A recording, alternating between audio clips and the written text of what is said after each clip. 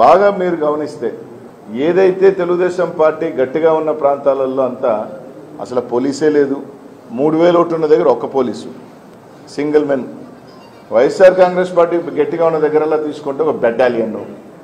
ఓట్లేయనీయకుండా Telugu Desam party వాళ్ళు రచ్చ చేస్తూ ఉంటే చెదరగొట్టే ప్రయత్నం. అక్కడ మాత్రం యథేచ్ఛగా మీరు ఓట్లు వేసుకోండి, ఫోన్ చేసి చెప్తే సార్ పంపిస్తాం సార్, మేము లేదు, ఫోన్లు ఎత్తే పనే లేదు. తెలుగుదేశం పార్టీ ఒకవేళ అధికారంలోకి వస్తే ఏ విధంగా ఉండబోతుందో అనేది కానీ ఒక సంకేతాల్లాగా ఇచ్చారు. అది వచ్చేది లేదు, పెట్టేది లేదు. తిరిగి వైఎస్ఆర్ కాంగ్రెస్ పార్టీ జగన్మోహన్ ముఖ్యమంత్రి అవుతున్నారు. మేము అధికారంలోకి రావట్లేదు అన్న అక్కస్సు.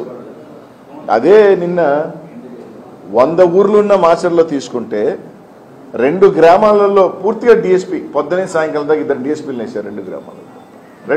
అదే ఒక మండలానికి సంబంధించి కనీసం ఒక ఎస్ఐ స్థాయి అధికారి కూడా తిరిగే పరిస్థితి. ఈ వీడియో కానీ మీకు నచ్చినట్లయితే లైక్, కామెంట్, షేర్ చేయండి. మరిన్ని అప్డేట్స్ కోసం సబ్స్క్రైబ్ చేయండి.